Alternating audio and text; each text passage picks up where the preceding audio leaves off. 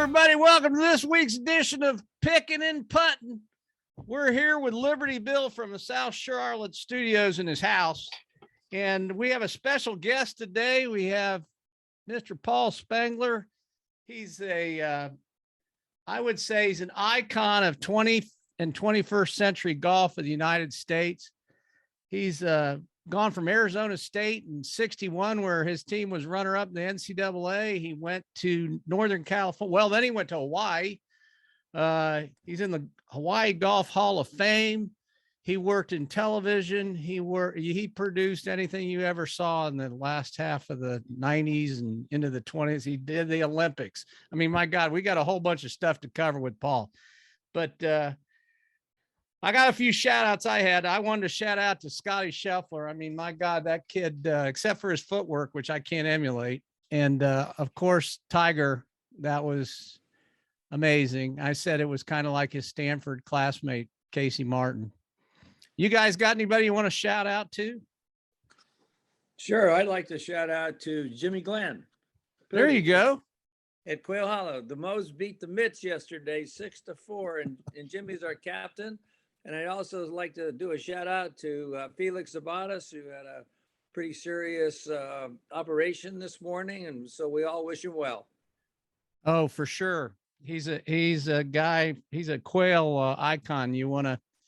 I wish him well too. I didn't know that, but hope everything goes well. Was he out the golf course yesterday? He played with Johnson Wagner. He was on the Mo team and convincingly won their match. Oh, cool. Well, good. Yeah. Well, we'll keep him in our prayers tonight. Billy, you got anybody you want to shout out to?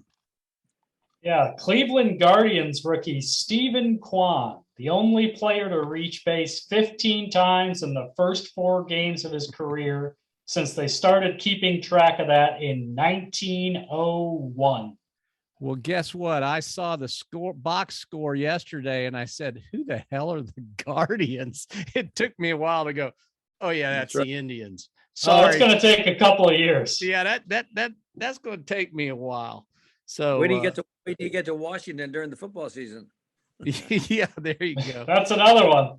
Okay, so we got a whole bunch of stuff we want to cover with Mr. Spengler, but I first thing I want to do is I want you to tell us the history of a little story in 1965 on the first hole at Cypress Point. Tell us all about your second shot there. Well, we were paired in the celebrity rotation. I was playing with Bruce Crampton, Bob Roos, and Alan Geiberger. And we teed off on Thursday morning off the first tee at Cypress Point. And the huge gallery behind the first green waiting for the more important players. And I hold my second shot with a 4-iron from about 180 yards. And that picture was in the San Francisco Chronicle the next day, San Francisco Examiner the next day, me holding the ball up. And I went to the second tee, par 5 at Cypress Point with a stroke, and my hand was shaking so much I couldn't even get the ball on the tee. But interestingly enough, that day, that hole, I made 2, net 1. Bob Bruce made 3, net 2. Geiberger made 3, and Crampton made 4. So wow. We started out with a 1, 2, 3, 4, and then Crampton went on to win the tournament. We were paired the last round with Tony Lima, which I have on film, and Crampton beat Lima and Nicklaus down the stretch. Well, that was pretty cool. I know you and I have talked about Tony Lima, and it was in June or July of that year, wasn't it, that he passed away? Wasn't it in 65? Yeah, it was after the PGA Championship. Yeah. I think, later that year, later 64. Yeah, he was flying from Western Pennsylvania to Indiana or something. I forget, to do a charity. Yeah. Exactly. Well, that's cool. What brand of club was it? We'll give him a pump. You remember? Well, that's a good question. I don't see 1965. Probably it could have been First Flight. I mean, something like that. I was playing. I had a friend that was involved. Arnold Palmer was involved in that company. And it might have been a First Flight in a. Yeah, well, that was back when they were in Chattanooga, I think. Weren't they? Or, there you go. Yeah, exactly. Yeah, first flight. Yeah, if I had to guess what club I had back then, it could have been a Spalding for all I knew. You That know, would have that was been my. yeah, that Might have was been. back when you bought them out of sporting goods stores. Well, Billy, we both well give us a little bit of history as you see it about Pebble Beach, you know, from its beginnings to today. Yeah, Well, I've been nothing going there. nothing simple. Yeah, I've been going there, Doc, since I was 16. So that would have been like 1955, 56. My dad, we lived about 3 hours away up in Marin County. And my dad and I would go down there, my mom once in a while to play Pebble for a couple of days. And, I played in the the California State Amateur used to be at Pebble and Cypress Point qualifying, and then match play at Pebble. When I was young, I didn't make that, but I made the 61 U.S. Amateur at Pebble Beach, which Nicklaus won. I think I got beat in the second round. And then, I moved to Hawaii, and I was invited in 1964 to play in the Crosby. And so when that invitation came, that was probably the most exciting invitation I'd ever received in my life, in my golf life, in any life. And I ended up playing in the Crosby from 1964 to 1986, every year except for 1968. So I was very fortunate. Pebble was a place I loved. I used to get goosebumps driving down Highway 1 and seeing that Pebble Beach turnoff sign to go up to the gate. And even to this day, I'm going back next week. I live in Charlotte now. I'm going back next week. And it'll happen to me when I drive in there. It's just a place that just gives me goosebumps and great memories. And I love the place, and I really love the employees of the company, which is probably the most important part of what my love is for Pebble Beach. Well, it had to be a spectacular place to spend your life working. You know, you walk. I've told Bill and I've told other family friends. I said, Pebble Beach and 17 Mile Drive and that whole area is a place that you should go see just to see. You don't have to be a golfer. I remember playing there a few years back, as I had told you, and the ranger would come around and tell you to speed up, and it wasn't because your golf was too slow. It was because you were taking too many damn pictures. Too many pictures. Yeah. So he'd say, you guys, okay, that's enough. You got enough. So, well, tell us. It's a bucket list place. Yeah. And the other thing about it is that, I've been through 4 ownership changes since 1990. But the group of individuals that own Pebble Beach today, that purchased the company in 1999 and promised Sumitomo Bank that they would never sell it again, led by Arnold Palmer and Clint Eastwood and Peter Uberoff and Dick Ferris. That the way we look at what our responsibility is, we are custodians. We are custodians of a great property. We're custodians of a great place, a legendary, world-class resort with also 2,500 residents inside the Del Monte Forest. So we really have a big responsibility, to keep the property in the best tip-top shape, along with the rooms and the courses and all the other amenities that are in that 5,200 acres in the Del Monte Forest. Yeah, that's a crazy thing. I looked up a piece of trivia for you guys. I'll throw this out to you. So the two oldest natural cypress forests in the world are in the United States, and one is there. Do you know where the other one is? You won't know. I found this. Michigan. No, Eastern North Carolina. Oh. And it's the Cape River Basin. It's called Black River, and they're called bald cypresses, and they've got some of those cypresses there that have been since Nebuchadnezzar, whenever the hell that was. So I'll just throw that out for you. Good old Nebuchadnezzar, whatever.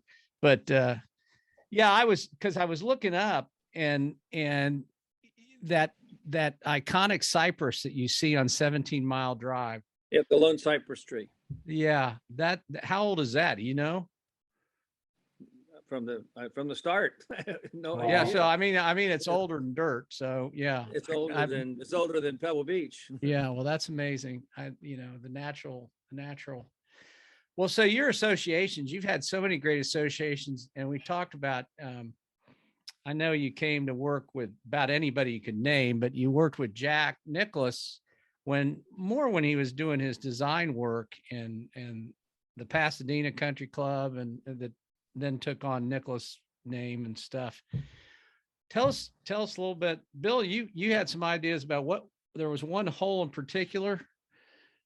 Oh yeah, you and Jack rebuilt the 7th green. I was reading about Well, that. there two different times with Jack. As soon as the second, so the Marvin Davis group hired me in 1990, and then in April I started. In September of that same year, 1990, Marvin Davis sold Pebble Beach Company to Minoru Isutani, Cosmo World. They called me 5 minutes after the closing of that sale and said, call Nicklaus and ask him to be the consultant for the preparation and restoration of Pebble Beach for the 92 Open, because I was chairman of the 92 Open. I called Jack, and he said, I'd absolutely love to do it. We figured we came up with a reasonable number to pay him. He came out, and basically we were really looking on the holes 4, 5, and 7. Those were the ones that we had concern about. And he helped us, he helped us with the maintenance, and he helped us with any type of other changes we need to make for the 92 Open. Fast forward to 1996, the property that was the old 5th hole, the reason that Samuel F. B. Morse and the team did not put the 5th hole on the water is it was owned by a family, and the family wanted $20,000 for that property back in 1915, 1916. And the Pebble Beach Company didn't have the funds to do that. So they built the hole inland. Tom Kite won the Open, the hole was inland. Really? And then in 96, the property came up for sale. The family wanted $15 million. Our Sumitomo said no. It finally came down where a friend, someone that we knew, one of our executives knew, bought the property for $8.5 million. So one of our executives called him and said, what is your interest with the property on the 5th hole at Pebble? And he said, I don't have any interest. I thought it was probably the most unbelievably beautiful piece of property along the coastline of California. But if Pebble Beach wants to buy it, I'll make you a deal. So we made the deal. We bought the property. We rezoned it, built 2 houses got zoned for 2 houses on the left. And we built the hole. I called Nicklaus and I said, Jack, we would love you to design the new 5th hole at Pebble along the water, which to me was the missing link that connected 4 through 10. Jack said, what do you want it to look like? And I said, I want it to look like it was built in 1919. And away we went. And that's how the new 5th hole got put in where it is today and will be forever. Yeah, I'm trying to remember. The 5th hole, was it a par 3? It was a par 3, but it went up very narrow, went up on the left-hand side was a ravine. On the right-hand side was out of bounds because of the house that was there, but you couldn't see it. There's so many trees and all.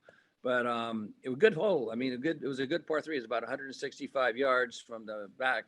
But the new 5th hole, then we were able to put a back tee across the ravine on the 4th green side, and it's about 183, I think, from the championship marker.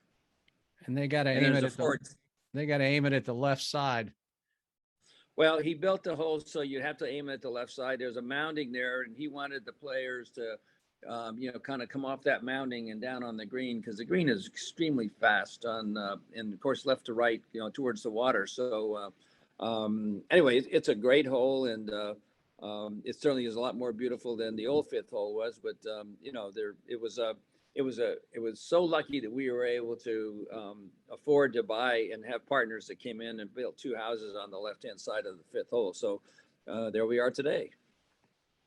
Well, there's a good bit of trivia for Yeah, that's a great story. Great nugget. I love that. What's your favorite hole?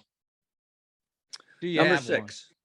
One? Number 6. Yeah. Everybody says 7, 8, 9, but I think when you come off of that, after playing 4 on the water and 5 on the water, when you walk back to that 6 and look out and you look at that six hole, and that it looks to me like it's in Scotland, and you look at the undulation of the fairway going up to the top of the hill there. I just think it's all of a sudden it's wow, here we go, 6, 7, 8, 9, 10, most beautiful. And of course, 8, 9, 10, there aren't many par 4s in a row that are more challenging than the 8, 9, and 10 at Pebble. Oh, I think the 8th hole is in my choice of holes through the world. I haven't played as much as you have, but that's got to be one of the hardest holes in the entire world. It's beautiful. Well, but Jack Nicklaus has stated that it's his most favorite second shot in golf. Oh, the second shot at number 8. Yeah, and it is, and there's not a lot of elevation changes. It looks like it is. And you saw Jordan Spieth in the 18T this year with his left toe hanging over the ridge there, and scared the bejesus out of everybody. But what? It was he hit that ball and pulled back. He didn't do a Gary Player step over. But yeah, did you see that, Bill? It's a cliff, and I mean he didn't even realize when he looked back at it, he realized what he'd done. Yeah, I played there, and the caddy directed me to hit way out to the left and played as a par 5 because we had like 20-mile-an-hour winds, and there was no way in hell I was going to clear the ravine. So, yeah, that's very true. Well, the other story I had heard when I was out there was the the house at the back of 10. At the end when the course turns around and comes back. Yeah, and sure. It's Gene Hackman, is that right? Gene Hackman was the original developer of that house. I think he had a very contentious negotiation with the Coastal Commission or the Planning Commission in California. So he gave it up, and then there's been a series of other owners, really good people. We have a wonderful relationship with all of the owners of the houses along the golf course, the whole entire Pebble Beach golf course, because when we have special events, special tournaments, U.S. Open, we want them to know everything we're doing, and we've had nothing but phenomenal cooperation.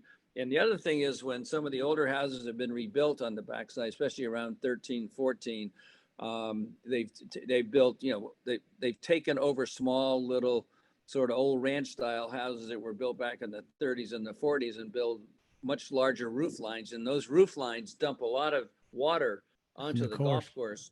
And so we have asked, and they have cooperated to intercept drainage, on the bottom part of their lawn to take care of the water that would be flowing off. Yeah, I would think there's the people who own homes there also have to be good stewards of the environment for that reason. They're renting a piece of property even though they own it for like you said, forever. Sure. So yeah, what's your favorite celebrity story, Paul? You've been out there, obviously seen him play in the Pro-Am, just seen him hanging around Pebble Beach in general. What's one that you look back and still cracks you up to this day? Well, I think I honestly think that involved Bing Crosby, because he wasn't when I started playing in '64, he might have played that year, but later on, because he passed away in '77. So I'm very good friends with his sons, Nathaniel and Harry, and after he passed away, they took over with Mrs. Crosby, and it was a good transition. But the one thing that really was remarkable to me is, as an amateur, at some point during the round, usually at Pebble, you'd be walking along, and whether it be a gallery or not, but usually it usually happened around the 5th hole, because there was always a big gallery at the old 5th hole, then walk to the 6th tee. And all of a sudden you'd look over and there'd be this gentleman with a hat on and a pipe. And you'd look over and it was Mr. Crosby, and he goes, "Paul, are you having a good time this week?" And I go, "Yes, sir, Mr. Crosby. We're just having the greatest time. Thank you so much for the invitation." And he said, "Well, it's nice to have you." And then he'd walk off and go talk to, but he did that so many times. and he was such a gracious host and a gracious gentleman. And it was just so much fun to know him just on a small basis like that. Well, Awesome. and there had to be so much respect for amateur golf. He I mean, he felt a little bit of Bobby Jones's, you know, in terms of how they treated the amateurs at that point in time. It still feels that way, I guess. I don't know. Does it still have a lot of the feel, even though now the tournament? I mean, now it's kind of you've got our comedian that lives in Charleston. Bill Murray. Yeah, Yeah. Bill Murray. Yeah, it changed a little bit because in 1986 AT&T took over the title sponsorship. And when we played during the days in the 60s and the 70s, we played the same tees as the pros because they didn't invite players more than probably 12 handicap unless they were celebrity. That was very few of that. So when AT&T took over, of course, they wanted to, in 1986, they wanted to invite, you know, their best corporate sponsors and customers. So that changed the whole dynamics of the quality, the golfing capability of the field. And so, yeah, it changed. I mean, the corporate world came more involved, but it's been phenomenal. A couple $100 million have been donated to the local Monterey County charities through the tournament. Thanks to, you know, a lot of generosity with not just because we don't get Phoenix's, we don't get 800,000 people in the 4 days. We might get maybe 100,000 or maybe a little more, but there's just so much generosity. Some of the players, even other than the entry fee, will give another donation just to help the Monterey Peninsula charities. And it's just the biggest, it's the most wonderful fundraiser that you could have. And it hits, you know, hundreds of charities in the Monterey Peninsula, Monterey County, I should say. Yeah. And correct me if I'm wrong, but Bill, this is unique. When you hear about professional sports and donations, the PGA Tour, in terms of charitable donations, dwarfs the NBA and the NFL, and the NFL in particular, who promotes how much they do charitable causes. And I think golf just dwarfs what they raise in monies like that. So, you know, I think Sure. that's important. Yeah, it's a big deal. Well, I found one other piece of trivia I thought was cool, that Pebble Beach was the first course that had in-ground irrigation. So I didn't know. Yeah, I found that out. It was the first course that had in-ground irrigation. Now I don't know when that was put in. Oh, I know something else came to my mind when you were talking there. I think some of it's still there. Yeah. Well, you know, some of those No, places, I remember where I grew up, it was 1903. They just put in new and the old stuff's just buried. Some of that was actual pipe, you know, back then. Before it flees out of my mind, did Nathaniel Crosby win the amateur after his father passed away? Was it 81 or something? I don't remember. In 1981 at the Olympic Club. Okay. So his dad had passed away. In San Francisco. Yeah, his dad, he had a charm around his neck that he would constantly touch. And he did. He won the U.S. Amateur at the Olympic Club in 1981. Yeah. How special was that?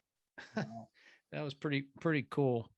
Well, I had all sorts of stuff here. I don't know where you got any more questions you want to pose to Paul? Yeah, I definitely had one. Why does PGA Commissioner Jay Monahan call you the Godfather? Well, that's an interesting answer. In 2002, Seth Waugh, who's now the head of the PGA of America, CEO of PGA of America, was the CEO of the Americas for Deutsche Bank. And Seth Waugh said to me one day, "Why don't you find something for us to do in golf?" And I said, "Well, like what?" And he said, "You figure it out. You're the golf guy." I said, "Okay." So I called IMG and Alistair Johnson. And I said, Alistair, I have a very high profile financial institution that would like to do something in golf. It could be an outing. It could be a one-day event. It could be a PGA Tour event, but the PGA Tour event would not be something that where some tournament has changed sponsors every 2 years. So anyway, the long story short, we ended up with the Deutsche Bank Championship in Boston. And the other thing I said to Alistair was, please don't bring in someone from Cleveland for 6 months. Find somebody in Boston, from Boston, knows people, knows their way around, and would fit in absolutely perfectly as a tournament director for the Deutsche Bank Championship. And that became Jay Monahan. So we worked together for, about 4 or 5 years, and then he went to the tour. And when he went to the tour, we had a lot of conversations about that job, as he did with Seth. And so, he has, and his dad's a very close friend, Joe the Pro Monahan, who is a terrific player. I think he's probably 76, 77. But so that's why Joe calls me Godfather, because I've been a little bit of sort of a mentor in a way to Jay, and so proud of where he is and what he's done. And now Seth was head of the PGA of America. And so I'm trying to find where am I? Well, the three of us should be that run. The three of us should be running all the golf. But anyway, that's why. And we're all really still very close friends and stay in touch. And I always love seeing Jay. So proud of, and what a tough time since he started over as commissioner with the COVID and with all the shutdowns and rebuilds, and then this Saudi league and all this stuff. So anyway, that's what you do when you're the boss. You got to take on the big problems and make your choices and get your team. It's really important to get your team behind you and get some good input, and then come up with the decisions. And I think he's done a great job with that. Yeah, I think golf, as any sport, has managed theirs as well as anybody, I would say. It was advantageous that it's outdoors and you're dealing with solo practitioners, but my God, when you look back and go from 2020 to 2022 on Sunday and see number 12 at Augusta, it's a positive thing to see all the people there. I was pretty excited. Well, now I know when I see you in the dining room at golf course, I'll call you the Godfather. You can call me anything you want. You saved my life one time. So well, if it wasn't from you, Doc, I have the same type of leg that Tiger's got. Only probably wouldn't be there. Yeah. As you and I said earlier, I said that I wasn't Tiger's biggest fan as a younger man. I knew he was a great golfer, but I grew up in Columbus, so Jack was always my hero. I have stories there from growing up, but that being said, Tiger, coming back from this, has matured as an adult male man.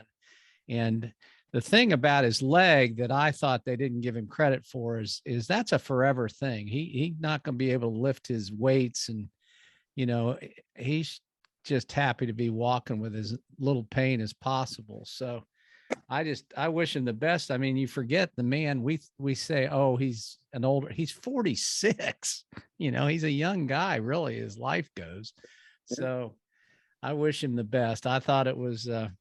And as Paul said to me earlier, he said, he marched up the 18th hole with an intent to show his grit, and he did. He did. He did well. And that first round was amazing. Well, going back to, talking about Nicklaus and talking about Woods, I mean, my really good friend and favorite player is Arnold Palmer. And when Arnold when he first became the owners in Pebble in 1999, he would, and I was chairman also of the 2000 Open that Tiger won. But Arnold would confide in me anything that the board or anything that was going to come up that regarding golf or regarding the Open. He always asked my opinion and my approval to make sure that we were in concert together, which I thought was, and he did that. In 2004, RJ Harper took over God rest his soul, he passed away of pancreatic cancer in 2018. But RJ became the executive vice president of golf in 2004. And Arnold and RJ had a absolute wonderful time, wonderful relationship. And Arnold couldn't have been more absolutely just more involved and more just wanting us to do the right thing together. Well, you know, he like I said, when we were kids, it was in Columbus, and in the 60s, when I was 12, and they had the 64 PGA at Columbus Country Club, and Bobby Nicklaus won. But that was the last year I told you that Arnold really had a real shot. And so the 18th hole was a par 5, and the old road down between the trees left of these huge, I don't remember what kind of trees they were, but was gravel. And Arnold had hit his shot over there on the gravel road, and we're all the kids standing around. And I had been a locker room boy, but we'd all gotten to go out and watch Nicklaus and Palmer. So we were standing right there, and he's down there and he's looking, and it's kind of like that shot Bubba Watson hit where it was a duck hook through the trees, whatever. And we're looking at it, and, you know, we're kind of going, he's got, you know, there's no chance. And of course he took some 3-iron and hit a snap hook around trees and rolled up on a green with like a 10-foot putt or something. And then he looked at all the kids. We were all standing around kids. And he looked at us and said, "Didn't think I could do that, did you, boys?" He truly played to the fans. He was a great guy. You know, that's one I'd love to go see his office in Latrobe or down Orlando, but that's another thing altogether. Well, you should do that because I've been, you know, do that.